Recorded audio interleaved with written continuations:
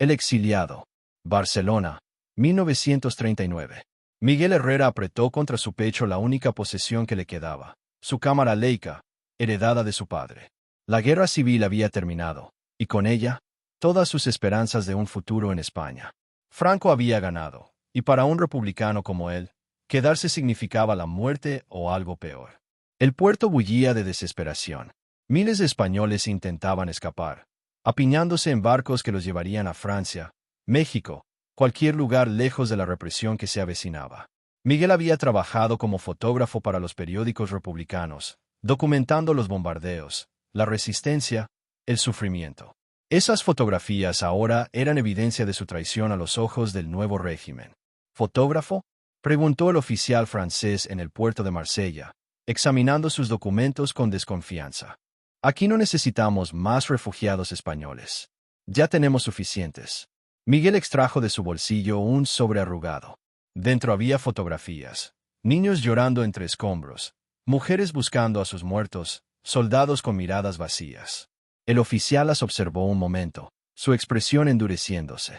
«Puede pasar», dijo finalmente, «pero será enviado a un campo de refugiados». Los meses en el campo de Argelès-sur-Mer fueron brutales.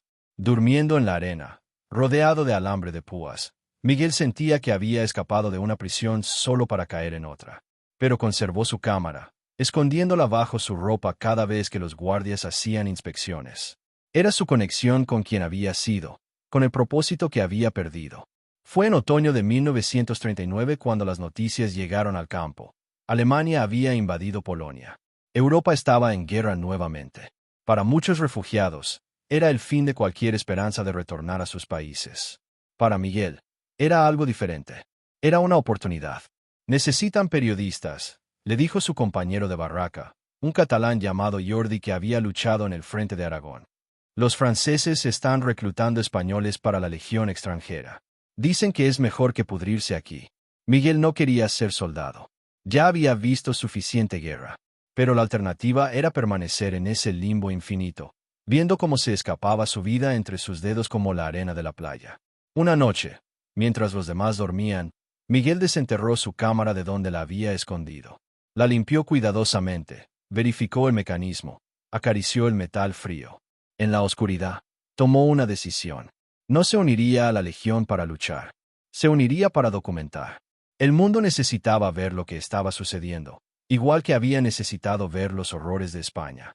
Cuando se presentó ante el oficial de reclutamiento, no mencionó su verdadera profesión. Dijo que era mecánico, alguien útil para reparar vehículos. Le aceptaron sin hacer preguntas. Los franceses necesitaban hombres, y los españoles, desesperados por salir de los campos, estaban dispuestos a cualquier cosa. Durante los meses de entrenamiento, Miguel mantuvo su cámara escondida. De noche, en secreto, practicaba, ajustando configuraciones en la oscuridad hasta que sus manos recordaban cada control, cada ajuste. Memorizó velocidades de obturación, aperturas, distancias focales. Cuando llegara el momento, no podría dudar. No habría segunda oportunidad para capturar la verdad. En mayo de 1940, llegó la orden de movilización. Las tropas alemanas habían atravesado las Ardenas y se dirigían hacia Francia con una velocidad aterradora. La guerra que todos habían temido finalmente los alcanzaba. Miguel guardó su cámara en el fondo de su mochila, envuelta en una manta, y subió al camión con los demás soldados. Ninguno de ellos sabía lo que les esperaba. Ninguno imaginaba que en pocas semanas, Francia caería, y sus vidas cambiarían para siempre. La caída de Francia. El caos de la retirada francesa era algo que Miguel jamás olvidaría. Las carreteras atestadas de civiles huyendo, empujando carretas cargadas con sus pertenencias, niños llorando, ancianos cayendo exhaustos. Los aviones alemanes sobrevolaban en formación, sus motores resonando como truenos mecánicos. Cuando descendían para atacar, las ametralladoras trazaban líneas de muerte sobre las columnas de refugiados. Miguel había visto horror en España, pero esto era diferente. Esto era la destrucción sistemática de un país entero, ejecutada con una eficiencia escalofriante. Y mientras huía con su unidad, apartó el miedo suficiente para sacar su cámara. La primera fotografía la tomó desde una zanja, mientras un Stuka bombardeaba un convoy de ambulancias. El emblema de la Cruz Roja era claramente visible en los techos blancos. Los alemanes no se detuvieron. Miguel capturó el momento exacto en que la primera bomba impactó, la explosión levantando metal retorcido y cuerpos hacia el cielo. «¿Estás loco?», le gritó Jordi, arrastrándolo de vuelta a la zanja. «¿Quieres que te maten? Alguien tiene que documentar esto», respondió Miguel, sus manos temblando mientras rebobinaba el film. «Alguien tiene que mostrarle al mundo lo que están haciendo». Su unidad se desintegró en cuestión de días. El ejército francés, que se había jactado de ser el más poderoso de Europa, se derrumbaba como un castillo de naipes.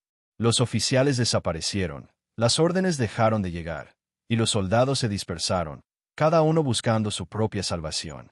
Miguel y Jordi llegaron a París junto con miles de refugiados más. La ciudad estaba sumida en el pánico. Las tiendas cerraban, la gente quemaba documentos, las carreteras hacia el sur estaban bloqueadas. Y luego, el 14 de junio de 1940, llegaron los alemanes. Miguel se escondió en un edificio abandonado cerca de los Campos Elíseos y fotografió la entrada triunfal de la Wehrmacht. Los soldados alemanes marchaban en perfecta formación, sus botas golpeando el pavimento en unísono. Detrás de ellos, los tanques avanzaban como bestias metálicas. La esvástica ondeaba sobre la Torre Eiffel. Parisinos lloraban en las aceras. Otros miraban con rostros pétreos, sin expresión. Algunos, para horror de Miguel, sonreían y saludaban a los conquistadores. «Francia ha muerto», murmuró Jordi. «¿Y ahora qué hacemos?». Miguel no tenía respuesta. Como refugiado español, sin documentación adecuada, permanecer en París bajo ocupación alemana era suicida. Pero irse significaba abandonar la oportunidad de documentar lo que estaba sucediendo. Durante los siguientes días, fotografió en secreto. Los carteles alemanes apareciendo en cada esquina. Las filas interminables en las oficinas de racionamiento. Los soldados alemanes posando para fotografías frente a monumentos parisinos, como turistas armados. Y algo más siniestro, las redadas comenzando en ciertos barrios, camiones llevándose a personas en medio de la noche. Fue Jordi quien encontró la solución.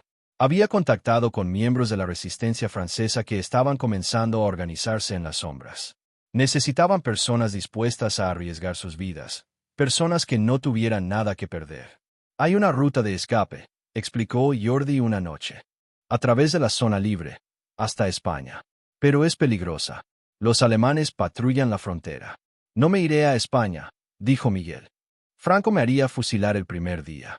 «No seas idiota. Es temporal. La resistencia necesita mensajeros, personas que puedan cruzar fronteras, llevar información. Tu cámara podría ser útil». Miguel comprendió. No se trataba solo de escapar. Se trataba de convertirse en los ojos del mundo libre, de documentar la ocupación desde dentro y hacer llegar esas imágenes fuera. Era exactamente lo que había querido hacer en España, y no había podido completar. «¿Y si nos atrapan?», preguntó. «Entonces moriremos», respondió Jordi simplemente. «Pero al menos será por algo que vale la pena». Esa noche, Miguel reveló las fotografías que había tomado en un cuarto oscuro improvisado en el sótano. Las imágenes mostraban una historia que los alemanes querían ocultar. No eran liberadores, eran conquistadores. No traían orden, traían opresión. Guardó los negativos en latas selladas y las escondió en diversos lugares seguros.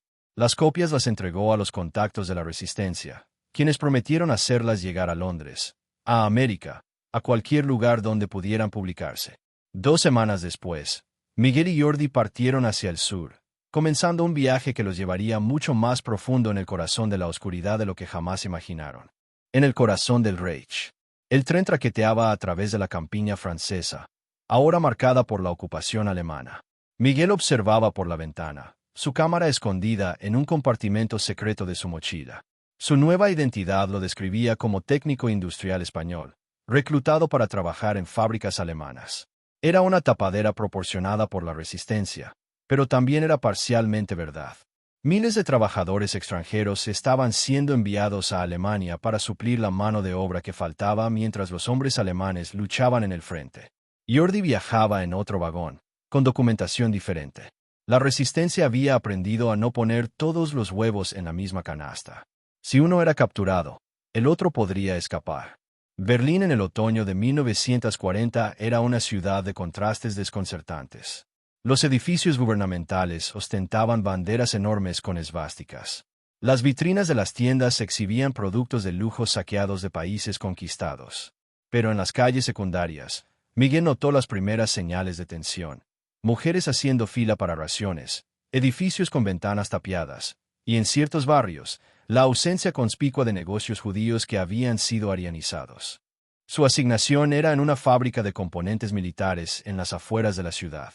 El trabajo era agotador, 12 horas al día, 6 días a la semana. Pero le daba acceso a algo invaluable: movilidad.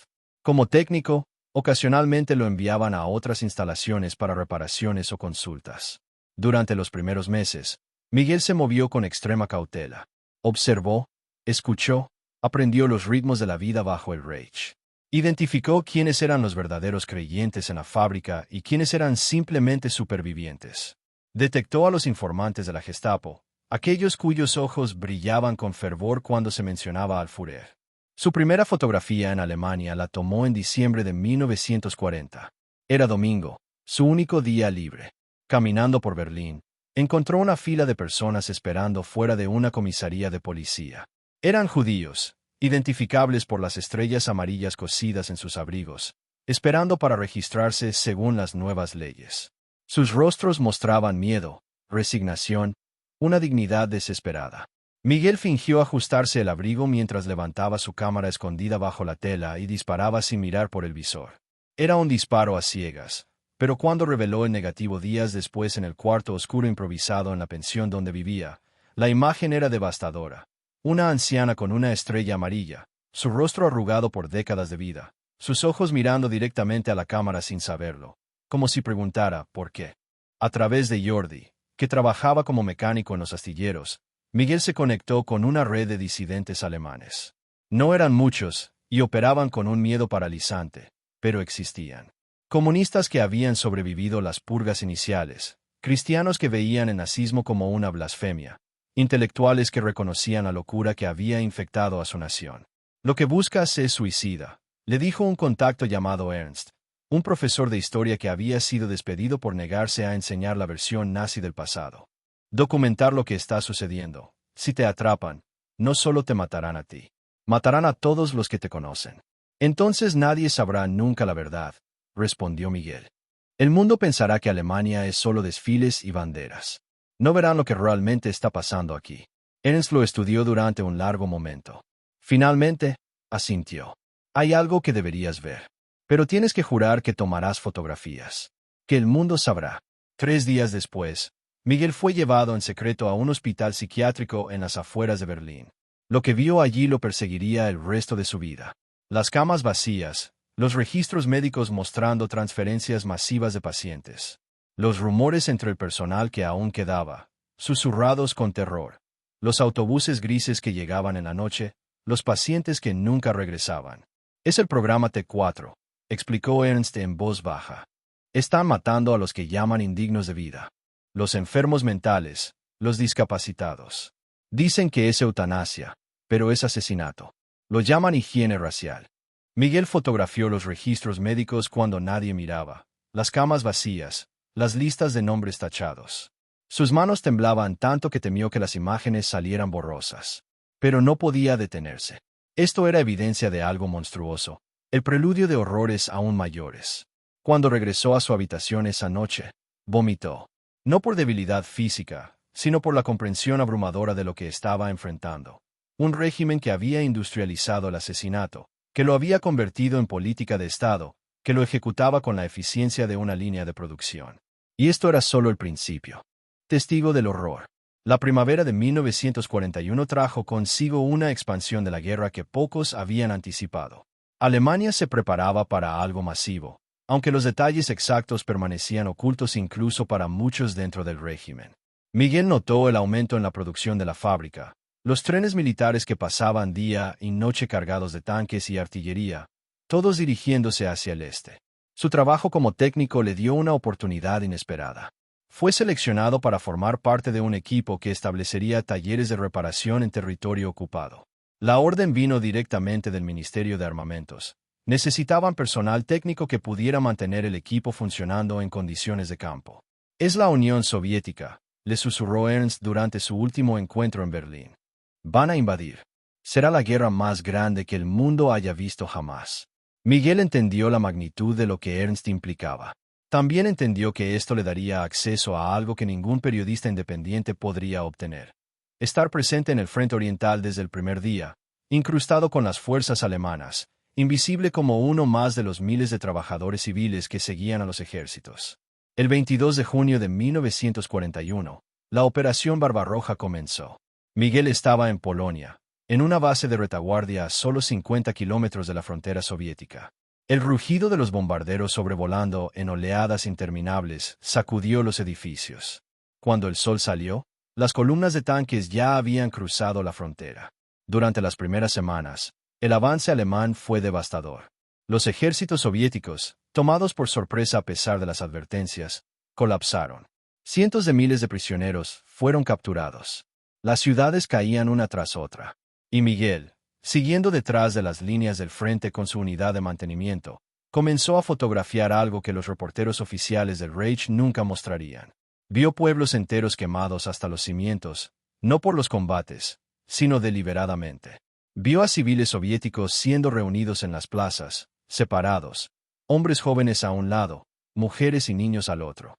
Vio a los Einsatzgruppen, las unidades de las SS que seguían detrás del ejército regular, ejecutar sus terribles tareas. La primera ejecución masiva que presenció fue en un pequeño pueblo de Ucrania a principios de julio. Miguel estaba reparando un generador cuando escuchó los disparos. No fue un tiroteo breve de combate. Fueron ráfagas sostenidas, metódicas, que duraron horas.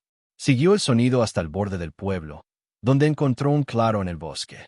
Lo que vio allí hizo que su sangre se helara. Una fosa común, profunda y larga.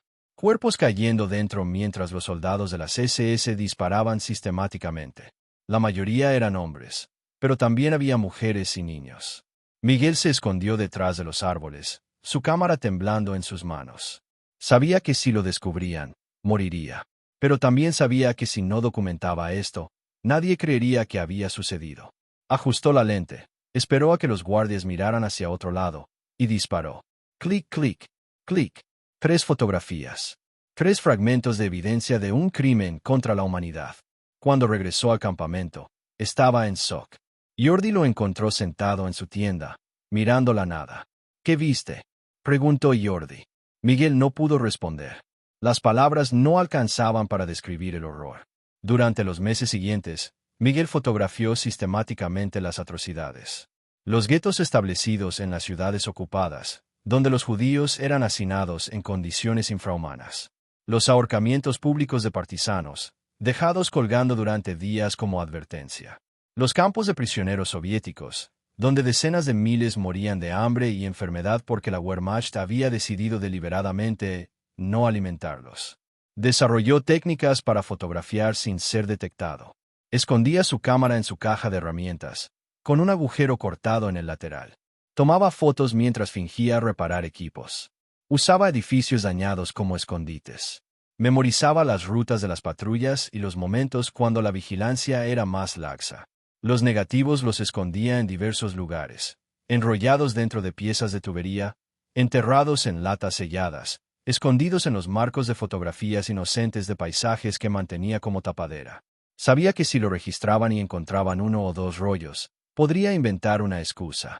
Pero si encontraban todo su archivo, no habría explicación posible. En septiembre de 1941, fue testigo de algo que cambiaría el curso de la guerra y de la historia.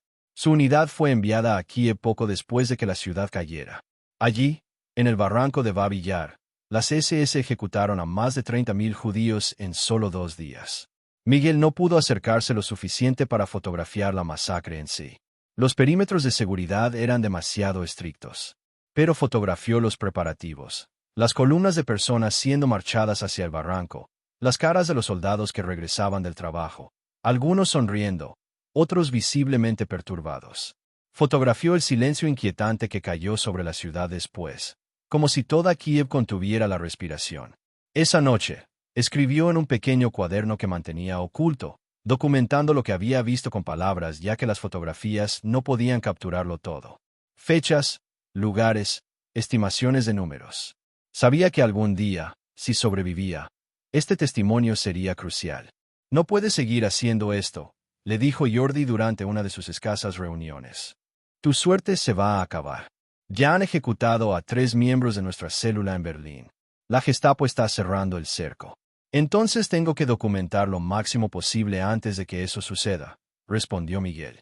Pero Jordi tenía razón. El peligro aumentaba cada día. Y el horror que Miguel estaba documentando se estaba expandiendo a una escala que desafiaba la comprensión humana. El descubrimiento. El invierno de 1941 a 42 trajo consigo la primera gran crisis de la Wehrmacht. El avance hacia Moscú se detuvo, congelado por el frío implacable y la resistencia soviética renovada. Los soldados alemanes, muchos aún en uniformes de verano, morían por miles debido a la exposición. Las líneas de suministro se extendían hasta el punto de ruptura. Para Miguel, el invierno proporcionó una cobertura inesperada. El caos de la retirada parcial, la confusión en las líneas de retaguardia, le dieron más libertad de movimiento. Los oficiales estaban demasiado preocupados por la supervivencia para vigilar de cerca a cada trabajador civil. Fue durante este periodo que Miguel descubrió algo que excedía incluso los horrores que ya había documentado. Su unidad fue reasignada temporalmente a Polonia, donde las instalaciones de reparación estaban siendo expandidas. Lo alojaron en un barracón cerca de la ciudad de Lublin. Una noche, tomando un camino equivocado de regreso al campamento, Miguel notó algo extraño. Un tren de carga deteniéndose en una estación ferroviaria que supuestamente no estaba en uso operativo. El tren no llevaba suministros militares visibles. Los vagones eran para ganado, pero de ellos emergían no animales, sino personas. Familias enteras, hombres, mujeres, niños, ancianos. Todos con la estrella amarilla visible incluso en la oscuridad. Guardias de las SS los empujaban brutalmente hacia camiones que esperaban. Miguel se escondió en las sombras y fotografió la escena. Algo en la manera mecánica, eficiente, con la que se manejaba todo le provocó un escalofrío profundo. Esto no era una operación militar normal. Era algo sistemático, industrial. Siguió a los camiones a distancia, aprovechando la oscuridad. Se dirigieron hacia el este, hacia un área boscosa donde, según había escuchado, se estaba construyendo algún tipo de instalación especial. Las cercas de alambre de púas y las torres de vigilancia eran visibles incluso desde lejos. No pudo acercarse más, pero durante las semanas siguientes, observó el patrón repetirse. Trenes llegando en la noche, cargados de personas. Camiones llevándolas hacia el este. Y lo más escalofriante, los camiones regresaban vacíos. Fue Ernst, quien había logrado mantener contacto a través de mensajes codificados, quien finalmente le proporcionó la información que necesitaba. Se llaman campos de exterminio, escribió Ernst en una carta cifrada que parecía discutir piezas de maquinaria. No son campos de trabajo. Son fábricas de muerte. Están asesinando a toda la población judía de Europa. Sistemáticamente. Lo llaman la solución final. Miguel leyó la carta 3 veces, incapaz de procesar completamente lo que significaba. Había visto masacres. Había fotografiado ejecuciones masivas. Pero esto era diferente. Esto era genocidio en escala industrial. Necesitaba evidencia fotográfica. Necesitaba imágenes que el mundo no pudiera ignorar o negar. Durante los meses siguientes de 1942, Miguel se convirtió en un fantasma. Aprovechó cada transferencia, cada asignación temporal, para acercarse a los lugares donde se rumoreaba que existían estos campos especiales. Belzec, Sobibor, Treblinka. Nombres que no significaban nada para la mayoría, pero que para aquellos que sabían, representaban el nadir absoluto de la humanidad. No pudo entrar a ninguno de los campos. La seguridad era impenetrable, pero fotografió los trenes llegando, los vagones sellados donde a veces podía verse manos desesperadas golpeando desde dentro. Fotografió las columnas de humo negro que se elevaban constantemente de ciertas instalaciones. Fotografió a los trabajadores forzados que construían las cámaras de gas, sin saber completamente para qué eran. En julio de 1942, Miguel tuvo su oportunidad más cercana. Fue asignado temporalmente a reparar equipo en una instalación cerca de Auschwitz.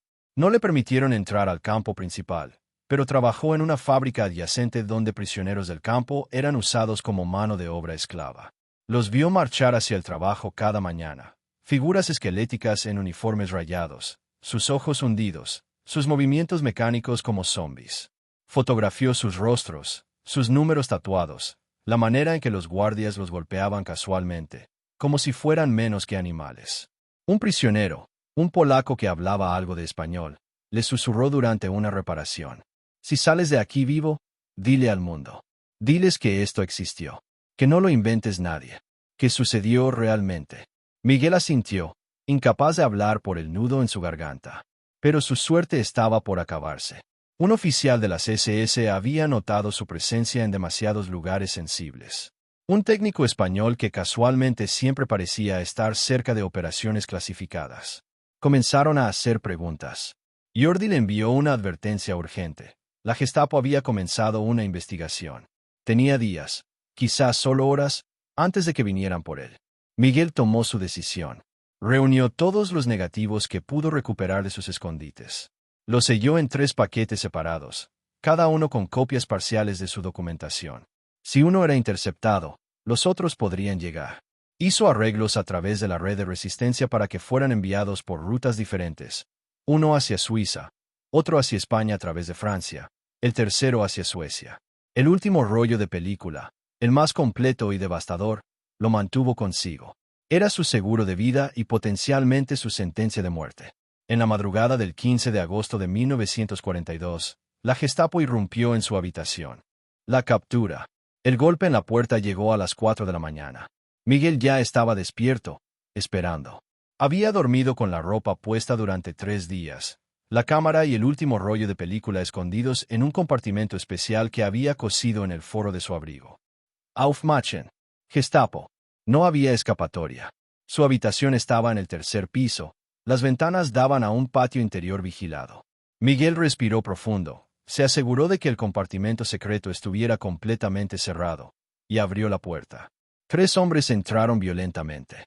2 agentes de la Gestapo en gabardinas de cuero negro y un oficial de las SS destrozaron la habitación en minutos. Volcaron el colchón, vaciaron cajones, rompieron las tablas del piso sueltas. Encontraron su cuaderno de notas, pero estaba codificado.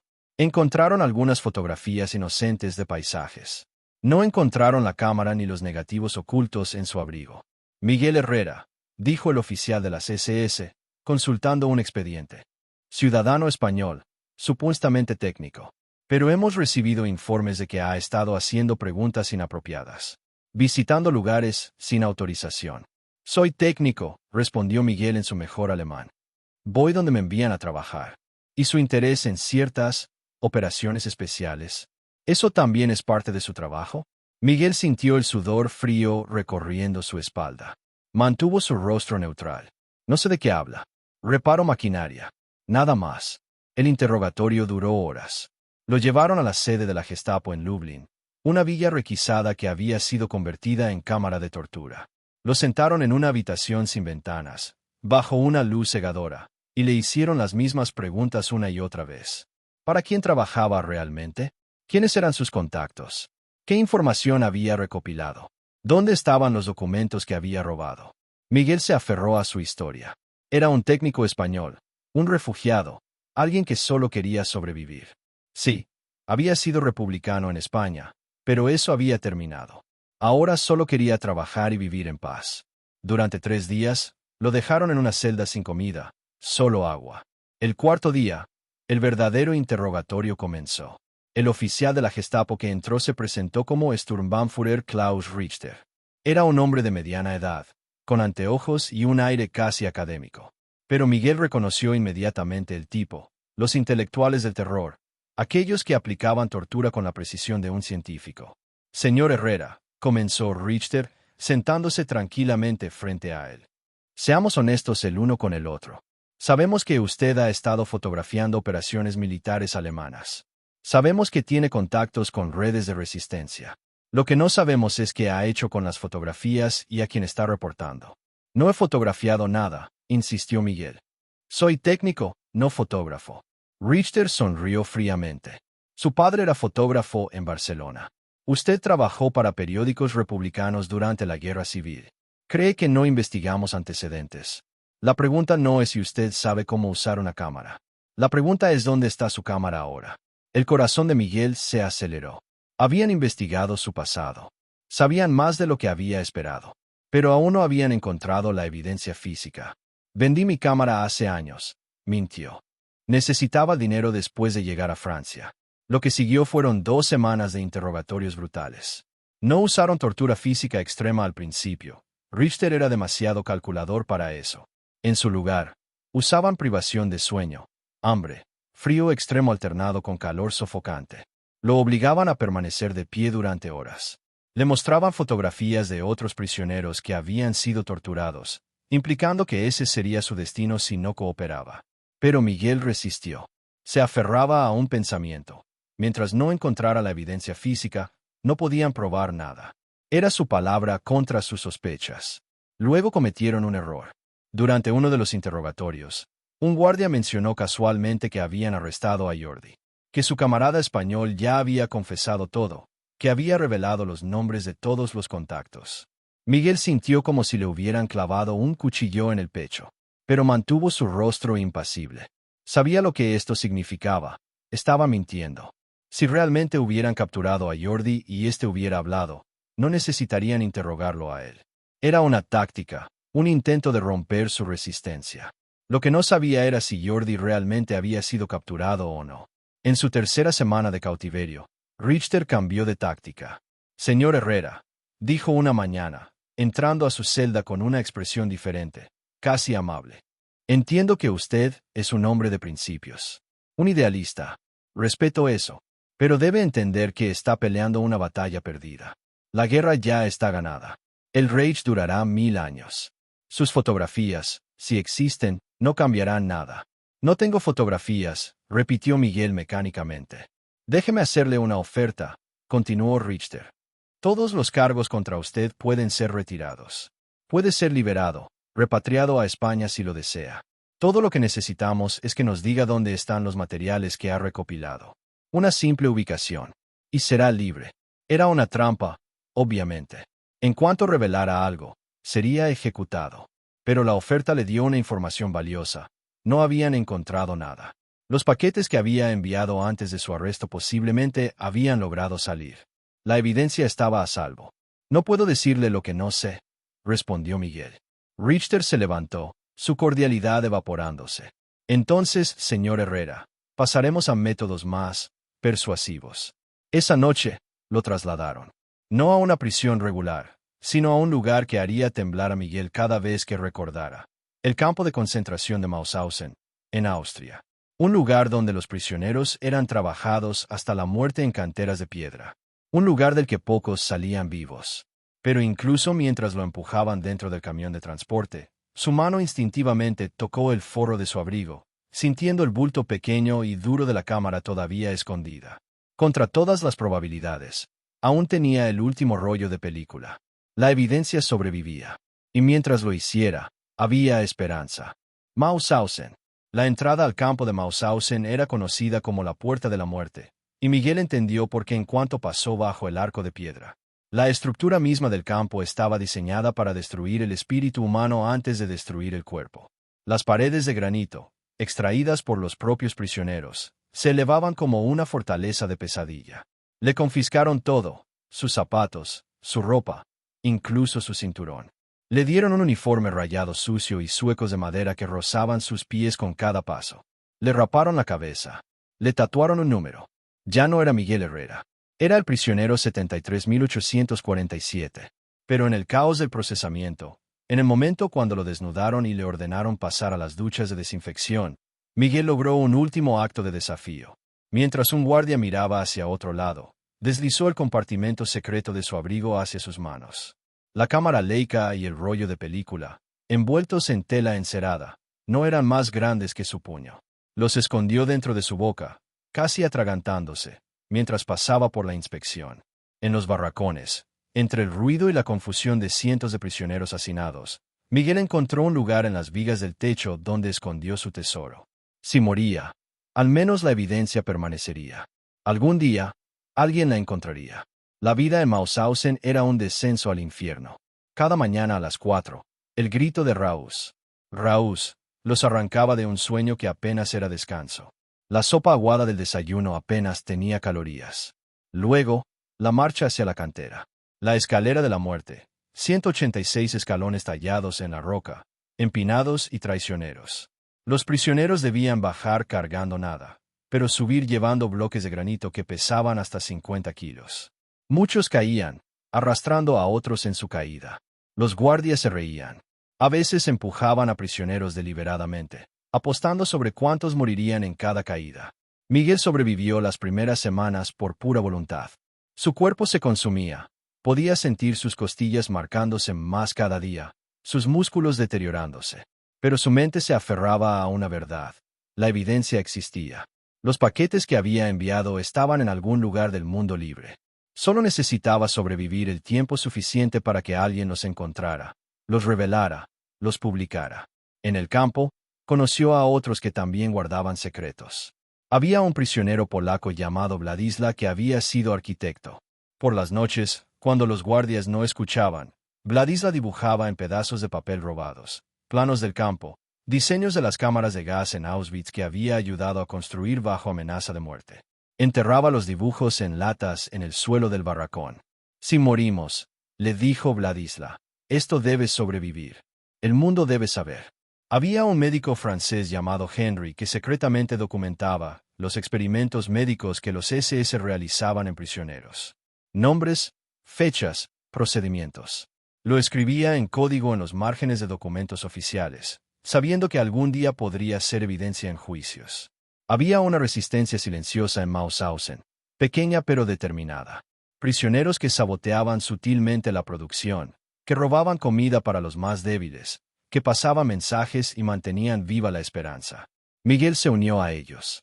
«Eres fotógrafo», le dijo Henry una noche, después de que Miguel confiara su secreto. «Si logras sobrevivir, si logras sacar tu cámara de aquí, prométeme que mostrarás esto al mundo».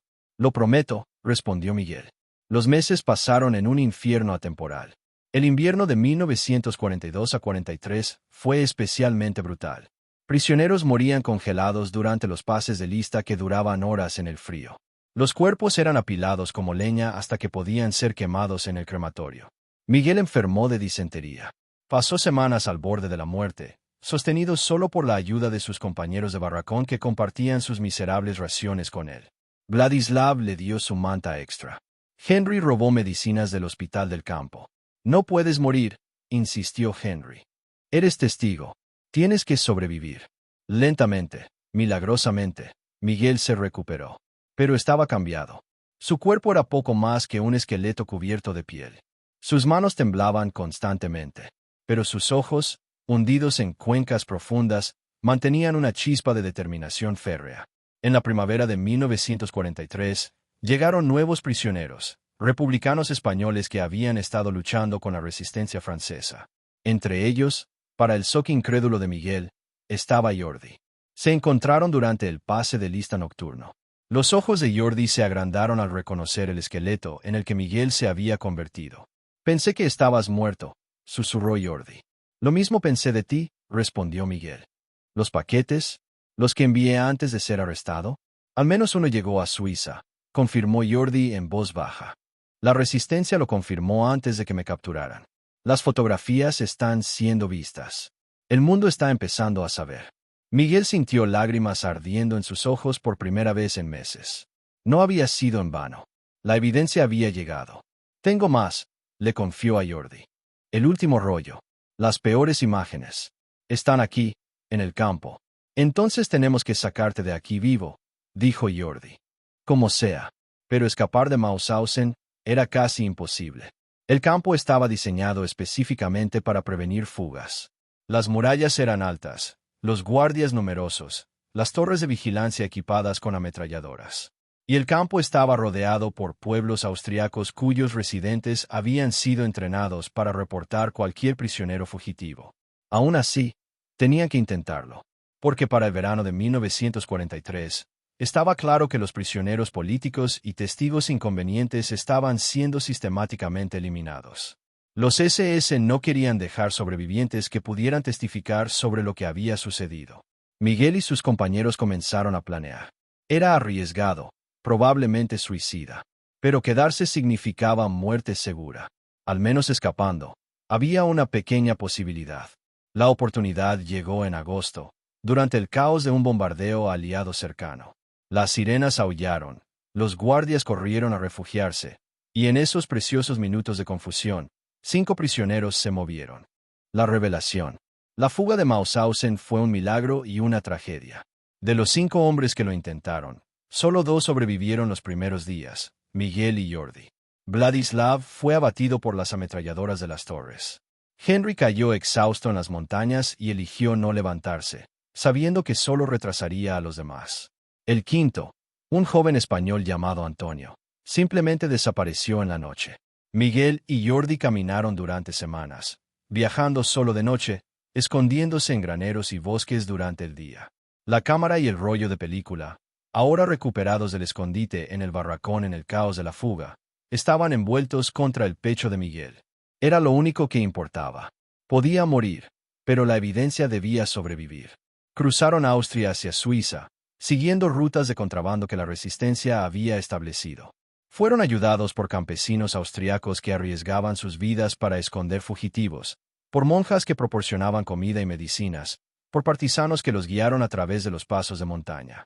En septiembre de 1943, cruzaron la frontera suiza.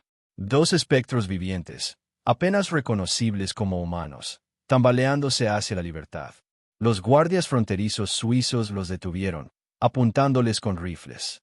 Miguel levantó sus manos temblorosas y pronunció las únicas palabras que importaban. Tengo evidencia. Evidencia de crímenes de guerra. Necesito ver a alguien de la Cruz Roja Internacional. Lo que siguió fue un torbellino. Miguel y Jordi fueron hospitalizados, tratados por desnutrición severa, infecciones, traumas. Agentes de inteligencia aliados vinieron a interrogarlos. Representantes de la Cruz Roja documentaron sus testimonios. Y finalmente, Miguel entregó su cámara y el último rollo de película. El revelado se realizó en un cuarto oscuro en Ginebra, bajo la supervisión de oficiales suizos y representantes aliados. Cuando las imágenes comenzaron a aparecer en el líquido revelador, el silencio en la habitación era absoluto. Fosas comunes en Ucrania. Niños siendo marchados hacia cámaras de gas. Las chimeneas de los crematorios. Prisioneros esqueléticos en Mauthausen. Los rostros de las víctimas, congelados en el tiempo, acusando silenciosamente a sus asesinos. Dios mío, murmuró uno de los oficiales suizos. Es verdad. Todo es verdad. Las fotografías, combinadas con los negativos que habían llegado antes en los paquetes que Miguel había enviado, formaban un archivo devastador. Eran evidencia irrefutable de un genocidio en progreso, de crímenes contra la humanidad en escala industrial. Pero había un problema. Era 1943. La guerra aún no había terminado. Los aliados, aunque ahora tenían evidencia fotográfica de las atrocidades nazis, estaban en una posición política compleja. Publicar las imágenes podría afectar las negociaciones diplomáticas. Podría ser visto como propaganda. No pueden guardar esto en secreto, insistió Miguel, su voz aún débil pero férrea en determinación.